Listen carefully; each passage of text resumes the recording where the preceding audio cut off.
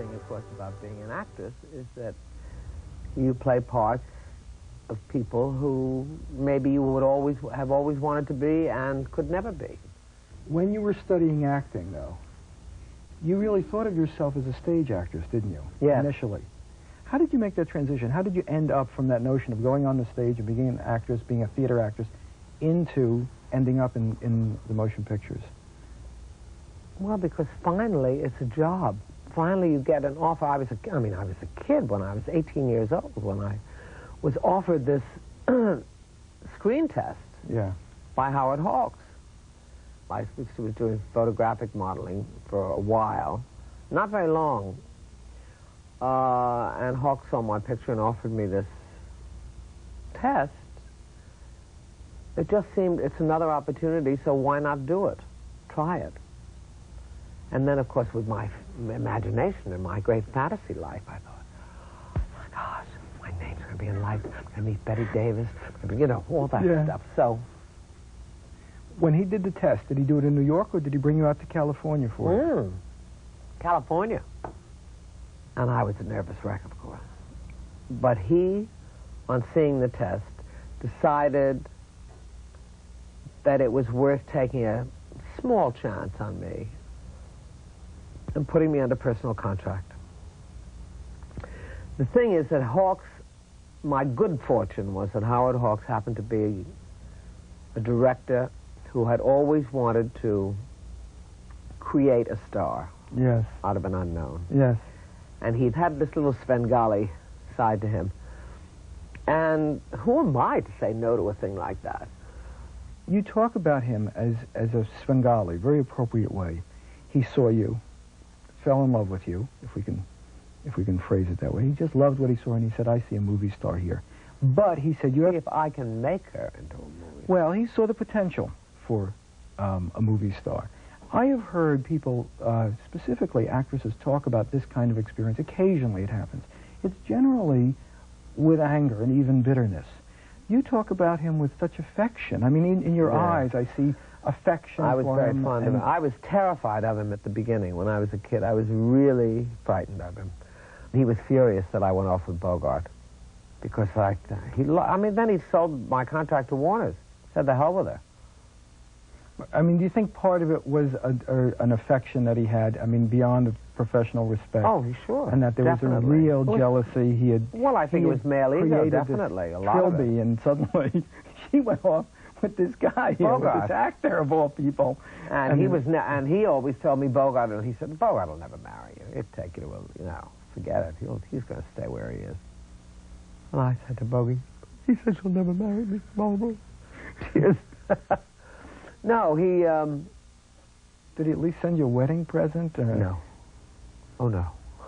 He was not happy with me. He washed his hands of me. It was a strange thing about Howard, you know. Once he was done, that's it. And To Have and Have Not, he told you about how you had to present yourself. And I think I was reading, remember you were talking before about how you would tremble. You would always tremble. And so you had to figure out a way to do this thing and to not show the trembling. And out of that, out of the necessity to do that, actually came the look. Oh, well, yes, because I was so nervous all the time. I'm a nervous wreck anyway. But I was so nervous that I shook. I literally shook. I had to light a cigarette, and I would light the cigarette like this, and then my head was shaking, and I really got into trouble. I finally had to figure out a way not to constantly shake. And I finally arrived at this by accident in a scene where if I lowered my head, I found I could keep it steady and just move my eyes. Thanks. It was all to create this persona that Hawks had in his head that, of course, had nothing to do with the kind of a person I was. The interesting thing was when To Have and Have Not came out, got a terrific reception. I mean, a tremendous reception. Oh, yes. Particularly you got a great reception. And people compared you to the great Betty Davis and to Marlene Dietrich. In fact, to every great star. They said, this is Lauren Bacall. And I was Mae West, and I was Garbo, and I was everybody all rolled into one. Right. Now, that's which terrific. no one can ever possibly be. That's what I would think. What's the downside of that when the expectations are that high? Well, the downside is that you can only crash. I mean, there's no way that you can live up to that. Critics, you see, tend to put actors, new people, they put you on a pedestal, and they can't wait to knock you down. And it's one of the pitfalls of our profession, and it's very unfair. And that's why when Confidential Agent was released, I mean, the same critics that said I was the best thing they'd ever seen, brilliant, funny, blah, blah, blah, blah, blah, suddenly said, stop the presses, send her away. Yeah. They were really cruel. And I never forgot that experience. It's almost as if they said, all right, we made her, we can break her. Yeah. Let's take the woman down. Well, one hopes that that's not the way they think, but of course, the insensitivity, first of all, you cannot put anyone on such a pedestal. You cannot say that someone is the second coming. I mean, I was Duza, I was Byrne, I don't know, I was everything. Yeah, you're larger than life. And how can you be that? You can never live up to that. You can never repeat it. And first of all, you can never have the impact that you have the first time. It can never be the same. And so that you know, just that alone is enough to. I would hope that critics would think a little bit. They don't. They're very cruel to actors. Right, but then they're also very human, and there's a certain. Are they? Yes. Show me a critic that's human, and I'll show you. Yeah, I know what you mean. But I'm human in the sense of I think there's a certain envy there, and the feeling, well, wait a minute, I wrote about this person. I think most of them are failed writers. I've always thought that many critics could not succeed either as novelists, as playwrights, as screenwriters, and that is one of their great frustrations, and this is their chance to get even. Now, what was it that Bogart told you specifically? I mean, you were a kid, literally a teenager, and suddenly you see these glowing reviews. Did he say to you, wait a minute, let me make a suggestion on how you deal with this stuff? Because he was a veteran. Well, what he always said to me was, don't believe everything you read. I mean, Bogey always said, you know, that they don't believe the good and don't believe the bad, because they make it up as they go along. And also, I think if you're gonna believe the good stuff, which is very tempting because it feels good, just feels good. Well, you have to believe the bad. Then you have to be prepared for when they're going to kill you, because sooner or later, as you told me, they're going to kill you. The interesting thing was on the third film, you were their darling again. You made a very good film. You did very fine work. Big Sleep. Yeah, Big Sleep comes out, and they say, all right, okay, well, forget what we said the second time around, because as a matter of fact, Bacall has bounced back, showing us that her talent has come to maturity. Yes, but they'd already done their damage. Yeah, they'd already done a hatchet job on you. And I spent 20 years climbing up there again. And of course, I never recaptured that excitement that was my beginning. Yeah. Never. Yeah. And I never will. Yeah. There is a general sense you have, that people have, and it sounds self-serving and it sounds like a cliche, that they don't make movies like they used to. But to a large extent, I think that's true, that there was a period that was wonderful. Even when I was looking through your films, you did a film called How to Marry a Millionaire. Now, it's not Citizen Kane, but it was a wonderful film. It was a sweet film. It also happened to have been the first CinemaScope film completed, and Darryl Zanuck did not want it to get the credit for being the first one that was finished. He wanted The Robe, which he produced, to be the first CinemaScope. So that's the way that was released. And Millionaire was not. Now, you also wrote that you liked working in the CinemaScope form being a wide-angle format. I didn't like the way it looked. What I liked about it was the fact that you could play a complete scene. I see. The good thing about it was that you had to, because of the widescreen, you had to, like, be on the stage. Yeah. You had to play a whole scene and move around. You had to keep moving. You couldn't stay too still on CinemaScope because the proportion was so awful. And it was so elongated that you, in order to fill the screen, you had to move to different, you know, to this end and the other one moved to that.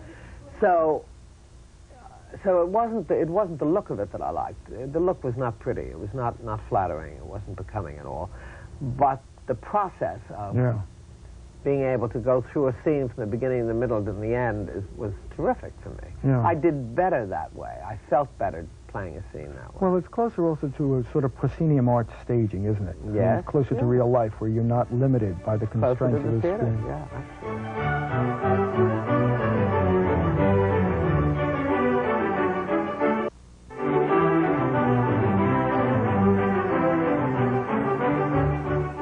One of the interesting things that I was reading about in the reaction to the book, to your autobiography, it's got an excellent response.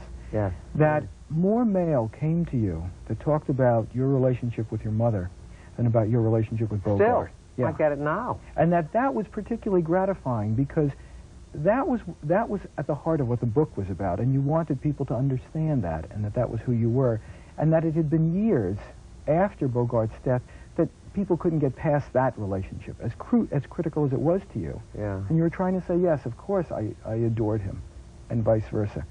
But I'm a person, and I have a career, and I have a point of view. Well, it still exists. It's never going to change. The only reason that I object to the bogey thing now is that it makes me feel that that was the only, not only identity that I had, but the only worthy thing about my life, and I don't feel that's true. I don't think anybody who's looked at your films feels that. Well, no, I think a lot of people don't feel that, but there are people that do feel it. And I mean, that's, I'm not complaining about it, I'm just saying that that is something that will never go away. I mean, I myself think, you know, a lot about Bogey. I mean, he made an incredible, mark on my life. I mean, he will never, I mean, more than anyone else has, certainly, except my mother, obviously. But I mean, Bogey, because it was also so connected with my work, and because my work continues, and because Bogey continues in the minds of the young, of new now generations, he's still very much here. Do you remember when you first met Bogart? Oh yeah. Remember that first moment on that first film? No, I met him before the first, before To Have and Have Not. I met him. Howard Hawks, he was making a movie called Passage to Marseille that Mike Curtiz was directing. And Howard Hawks brought me on the set to introduce me to him one day. This was before I'd tested for To Have and Have Not. And I guess Bogey knew I was going to test. Howard must have talked to him. I don't know. But in any event, it was just, how do you do? How do you do? How do you do? And how do you do? No palpitations, I can tell you. I mean, so it's Bogart. Great. How do you do? Nice to meet you. I was impressed because I knew, he was a good actor and everything, but he was certainly not a hero of mine. Yeah. And then I tested for it. Then I got the part. And then the next time I saw him before we started to make the movie was I was heading into Howard Hawks' office, and he was coming out. And he said, I just saw your test. He said, we'll have a lot of fun together. I thought, well, I hope so. Little did I know, of course. Did he tell you later on that he thought that you were very attractive beyond just being that there was like a click, like a chemistry for him at that moment? Or were you just one more attractive woman who passed by? Oh, I don't think he thought about any of it until we started to work, and suddenly it all just kind of happened. How did your mom She was not thrilled. She was less than thrilled. She was less than thrilled with the man who was her age. Yeah. And who had had 3 wives. She was not too happy about that. This was not the dream for her daughter. No, not her beautiful, perfect daughter. Yeah. But it was, she was tough about him at the beginning. And when they first met, oh God, their first meeting was so awful. Why? Because they were both at war with each other, because Bogey didn't want to be judged, and he resented the fact that she judged him, and she looked at him saying, all right, so what have you got to offer my daughter that's so great? That's what's going on in her mind, This beautiful young girl. Why wouldn't you adore her? Beautiful young girl. Yeah, everybody adores her. Yes. I adore her. My beautiful daughter. No, I was everything to my mother. But then, of course, once it was a fact, they became such good friends. Really? They were so crazy. I mean, literally, really crazy about one another. It was wonderful to see. You once said that you felt that the studios never took you seriously as an actress. That, and sometimes they would think of you as Bogart's wife or whatever, and they liked you, but that they didn't give you the kind of roles that you could have done, and I dare say you could have done very well, because they didn't think of you in that sense. That's right. That's absolutely correct. No, I was thought of as Bogey's wife. As soon as we were married, I was Bogey's wife. I was not offered wonderful parts, and that's why I took How to Marry a Millionaire, actually, because it was the first really good part that I was offered. You know, I had to test for that. Really? Yeah. I was quite horrified that I did, but I did. Because they said they'd never seen me in a comedy before on screen. I've had a very weird career, you know. That was my first movie at 20th Century Fox. Were you under contract with them, or No. did you do individual projects with them? Individual. And then I was in A Woman's World for Fox. Let's talk about that one. There was a premise of that film. It was very interesting. It was that, and the kind of woman you played there, I thought she was very interesting. Yeah. The notion was, here was a woman who was the woman behind the man. This was a lot about corporate America in the 50s, wasn't it? Yes, it was. And that who you were depended a lot about who your wife was, in terms of a man. You didn't even think of female executives. It was male executives. Fred McMurray was. And it was also, yes, a man that was going to be chosen to be the head guy in a corporation. Right. And the three men were brought to the corporation so that the head of the corporation could test all of them. Right, and their wives were there so that he could evaluate the wives. Right. As a sort of appendage, almost, I felt, like a decoration to the husband. Well, but also to see the kind of influence they had on their husbands and to see whether they would be a plus or a minus in the job. Poor Katie Baxter. She just couldn't do anything right. Her husband is probably the best man for the job, too. Well, what about me? With him, it doesn't have to be all job and no family. I can see a thread through these Bacall characters. Very bright, very sharp, and But yet they've done this to me. They've made me so bright and so sharp that that's all anyone thinks I can do, is be bright and sharp. I've seen a good range I of must be things chic and I must here. be glamorous and I must be always in control. Well, how would you like them? I mean, you couldn't have been playing dumb parts. I mean, it's not you. But I don't like pigeonholes. It's very limiting.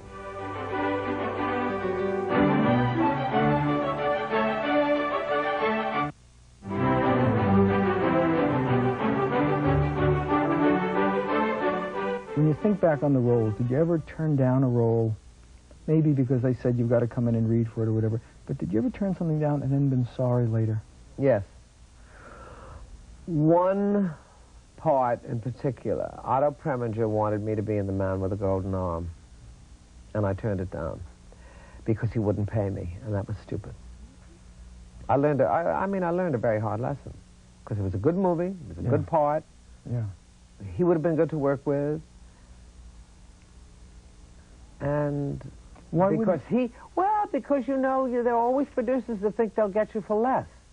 This is what we pay you and this is all we can afford, and then, you know, and I was always taught that you have to be very careful in the business because once you lower your price, then you never get it up again, and, you know, all that stuff that goes on, which I think is really baloney. Yeah, that's called the conventional wisdom. Yeah, I think it's ridiculous. I mean, for some people, all right, you do it because you want to work with them, so you do it for less. If that's the way you want to do it. And then the others, if they want you, they have to pay more. And if they don't like it, tough bananas. You know. But I didn't feel that way then, and I wasn't secure enough then to make that choice. And I was wrong. I was wrong. I was sorry about that. I regretted that. However, that's life. Yeah. You said just one more mistake, you know.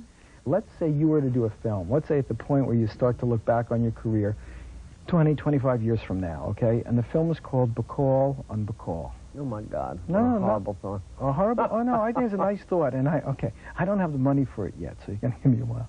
Now, but the first thing you got to do for me to go out and raise the money for this is I want you to give me 3 scenes. Nah? 3 scenes that you would put. Now, remember. That what? I don't care that you loved. I loved Orient Express. Yeah. I mean, that was really exciting to be in, really fun. You had the killer character. I know. Mrs. Hubbard, she's one of Harriet, my favorite... H for Harriet. She's H one of my favorite Bacall characters. I mean, wonderful. From the moment you see her, she knows this is a lady who comes in and takes charge and makes everybody's life...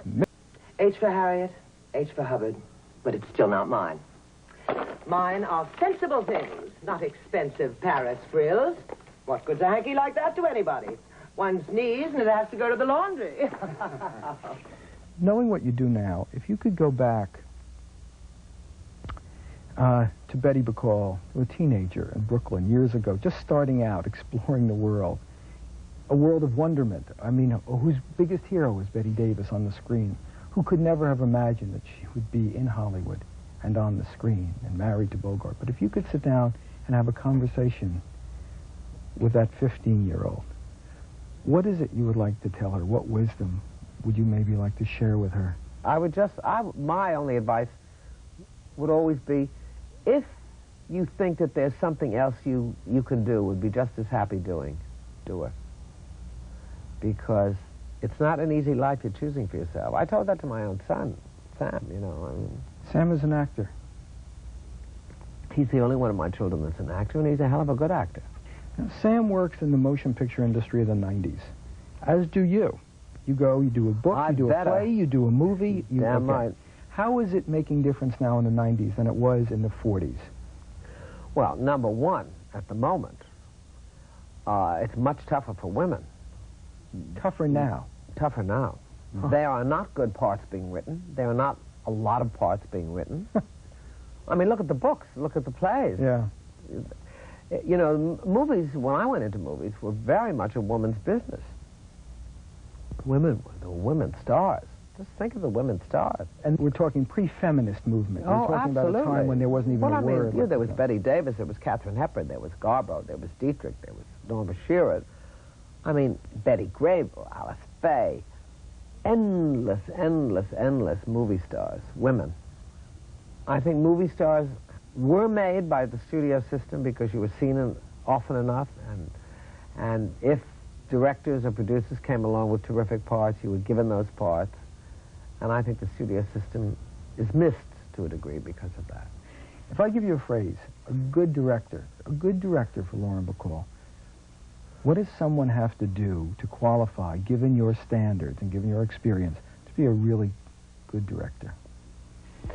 Well, I think, number one, I think respect for actors is important. I think a director that really likes actors as opposed to resenting them and resenting the fact that their name's up there and that they have, you know, they get this and I don't get that, you know. I think that's a very important requirement because automatically you have an exchange and a connection. And also it instills trust in an actor. Actors are, despite anything you may have heard or have witnessed yourself, actors are generally insecure. Most of us hide behind the characters that we play. And we need TLC. Yeah. And I don't mean pampering and all that garbage, you know. I'm not talking about the size of the dressing room and all that stuff. I mean, we need to feel, certainly, that the director believes in us, thinks that we have talent, and encourages us to be better. Yeah. Only by trusting a director will an actor take chances. Sure you won't change your mind about this? Uh-huh. You just put your lips together and blow. The thing is that you have to just hang in there and keep going.